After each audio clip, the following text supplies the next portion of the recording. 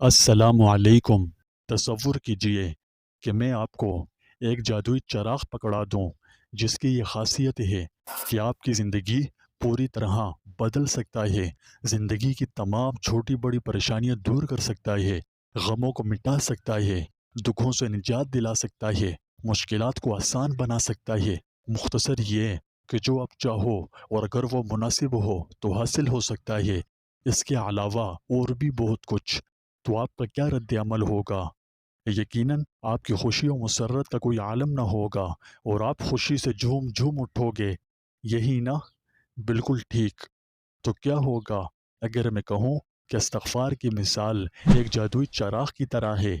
جب بھی کوئی شخص استغفار کرتا ہے تو یہ چراغ کو رگڑنے کے مترادف ہے، جس کے نتیجے میں چراغ میں سے ایک روحانی روشنی نکلتی ہے اور اس شخص کو اپنی برکت اور رحمت میں ڈھانپ لیتی ہے۔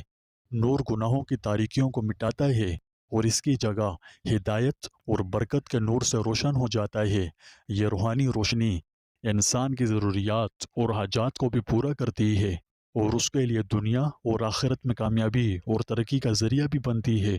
جیسا کہ استغفار کرنا چراغ کو رگڑنے کے مترادف ہے، اس لیے انسان جتنا زیادہ استغفار کرتا ہے اتنا ہی چراغ کو رگڑتا ہے اور اتنی ہی روشنی اس میں سے بڑھتی ہے اور انسان کو اتنا ہی فائدہ ہوتا ہے۔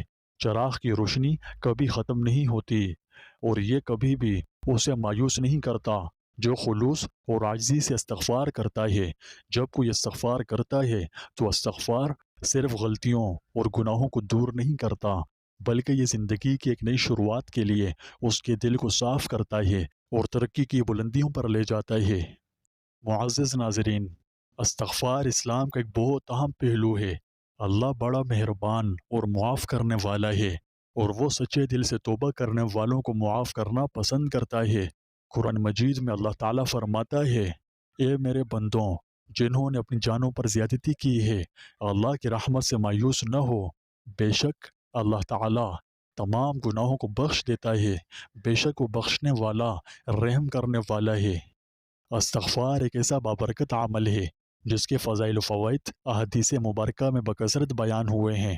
احادیث خود قرآن مجید میں بھی اس کے بڑے طاقتور فضائل و فوائد مذکور ہوئے ہیں۔ چنانچہ سورہ تحریم آیت نمبر 8، اے مسلمانوں اللہ کے حضور سچی توبہ کرو، امید ہے کہ تمہارا پروردگار تم سے تمہارے گناہوں کو دور کر دیں گے۔ اس آیت کریمہ سے مراد یہ ہے کہ اللہ تعالیٰ مومنوں کو اپنی طرف سچی پکی توبہ کرنے، بخشش اور رحمت کی امید رکھنے کا حکم فرما رہا ہے اور ان سے وعدہ فرما رہا ہے کہ وہ ان کے گناہوں کو مٹا دے گا۔ اس آیت کا بنیادی مقصد لوگوں کو اللہ اور اس کے رسول کی نافرمانی سے خبردار کرنا ہے اور انہیں اللہ اور اس کے رسول کی اطاعت کرنے اور اخلاص سے بکثرت توبہ و استغفار کرنے کی ترغیب دینا ہے۔ یعنی آپ یوں سمجھ سکتے ہیں کہ قرآن و حدیث میں اس کے بڑے طاقتور فضائل و فوائد مذکور ہوئے ہیں۔ سورہ ہود آیت نمبر 52، تم اپنے رب سے اپنے گناہوں کی معافی طلب کرو اور اس کی جناب میں توبہ کرو۔ سورہ مزمل آیت نمبر 20، اللہ سے بخشش مانگتے رہو، بے شک اللہ بخشنے والا مہربان ہے۔ سورہ انفال آیت نمبر 33، اللہ ایسا نہ کرے گا کہ ان میں آپ صلی اللہ علیہ وسلم کے ہوتے ہوئے ان کو عذاب دے، اور اللہ ان کو عذاب نہ دے گا اس حالت میں کہ وہ استغفار بھی کرتے ہوں۔ حضرت علی بن ابی طالب کرم اللہ وجہہ سے روایت ہے کہ آپ نے فرمایا، روئے زمین پر اللہ کے عذاب سے بچنے کے لیے دو طرح کا امان تھا، جس میں سے ایک کو تو اٹھا لیا گیا اور دوسرا بھی موجود ہے، اس کو مضبوطی سے پکڑ لو۔ یعنی وہ امان جو اٹھا لیا گیا وہ اللہ کے رسول حضرت محمد صلی اللہ علیہ وسلم تھے، اور دوسرا امان جو بھی موجود ہے وہ استغفار ہے۔ یہ میں نے قرآنی آیات کی روشنی میں استغفار کے چند فضائل بتائے۔ ان کے علاوہ اور بھی بہت سارے فضائل ہیں جو قرآنی آیات میں مذکور ہوئے ہیں۔ بیان کرنے کو تو میں ان سب کو بھی بیان کر دوں، ایسی کوئی بات نہیں، لیکن کچھ لوگ پھر یہ اعتراض کریں گے کہ میں ویڈیو کو طول دے رہا ہوں۔ یہ ہوئے قرآنی آیات کی روشنی میں استغفار کے فضائل۔ اب ذرا حدیث پر بھی نظر ڈال لیتے ہیں۔ صحیح بخاری حدیث نمبر 6307، رسول اللہ صلی اللہ علیہ وسلم نے فرمایا کہ میں دن میں 70 مرتبہ سے زیادہ اللہ کی جناب میں توبہ اور استغفار کرتا ہوں۔ واضح رہے کہ حضور صلی اللہ علیہ وسلم گناہوں سے بالکل معصوم اور پاک تھے، آپ سے گناہ کا کوئی کام ہو ہی نہیں سکتا تھا، لیکن اس کے باوجود آپ توبہ اور استغفار کرتے تھے۔ جب حضور صلی اللہ علیہ وسلم اس کا اتنا اہتمام فرماتے تھے تو ہم گناہ گاروں کو تو اور زیادہ اس کا اہتمام کرنا چاہیے۔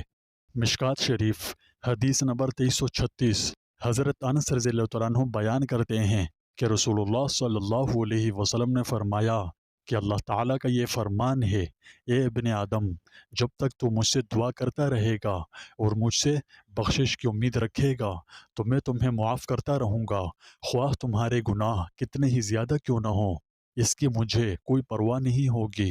اے ابن آدم، اگر تیرے گناہ آسمان کی چھت تک پہنچ جائیں پھر تو مجھ سے مغفرت طلب کرے تو میں تمہیں معاف کر دوں گا اور مجھے اس کی کوئی پرواہ بھی نہیں ہوگی۔ اے ابن آدم، اگر تو پوری زمین گناہوں سے بھر دے اور پھر میرے پاس آئے، اگر تو نے میرے ساتھ کسی کو شریک نہ ٹھہرایا ہو تو میں اتنی ہی مقدار میں مغفرت لے کر تمہارے پاس آؤں گا۔ یہاں تک میں نے آپ کو احادیث اور قرآنی آیات کی روشنی میں استغفار کے چند فضائل بتا دیے ہیں۔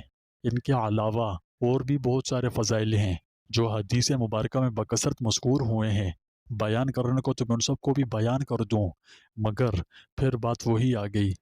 معزز ناظرین، استغفار یا استغفار جو بھی کہہ لو، یہ اللہ سے اپنے گناہوں پر معافی مانگنے کا نام ہے، یعنی یہ اللہ سے اپنے گناہوں کو بخشوانے کا عمل ہے۔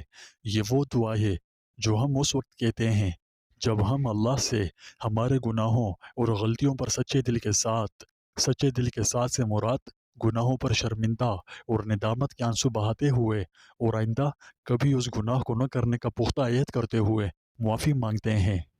اس حوالے سے ہم نے اپنی پچھلی ویڈیو میں استغفار کا ایک بہت ہی طاقتور وظیفہ بیان کیا تھا۔ وہ ایسا وظیفہ ہے جو کسی بھی انسان کی زندگی بدل سکتا ہے۔ اگر آپ اپنی زندگی بدلنا چاہتے ہیں تو میں آپ کو ترغیب دیتا ہوں کہ آپ ان تمام باتوں کو دھیان میں رکھتے ہوئے میری پچھلی ویڈیو میں بتایا ہوا استغفار کا طاقتور وظیفہ کریں۔ میں گارنٹی دیتا ہوں کہ آپ کا سویا ہوا نصیب جاگ اٹھے گا۔ اگر نصیب میں کسی قسم کی بندشیں ہوئیں تو فوراً ٹوٹ جائیں گی۔ اس ویڈیو کا لنک میں نے پن کامنٹ میں دے دیا ہے۔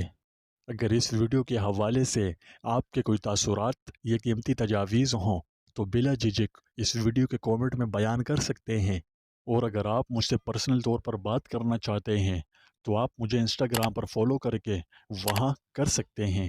انسٹاگرام کا لنک میں نے اس ویڈیو کے ڈسکرپشن میں دے دیا ہے۔ مجھے امید ہے کہ آپ کو ہماری یہ ویڈیو مفید اور معلوماتی لگی، اس لیے ویڈیو کو لائک، شیئر اور اس پر اچھے کومنٹ کریں۔ اس کے علاوہ ہمارے چینل کو سبسکرائب کر کے نوٹیفیکیشن گھنٹی کو بھی آن کر دیجئے تاکہ آپ کو میری آئندہ آنے والی ہر ویڈیو بآسانی مل سکے۔ ہماری دعا ہے کہ اللہ تعالیٰ آپ کو اور آپ کے اہل و عیال کو ہمیشہ خوش و خرم اور عافیت سے رکھے اور آپ کو تمام برائیوں اور شرور سے محفوظ رکھے، آمین۔ میری آج کی یہ ویڈیو دیکھنے کے لیے آپ کا شکریہ۔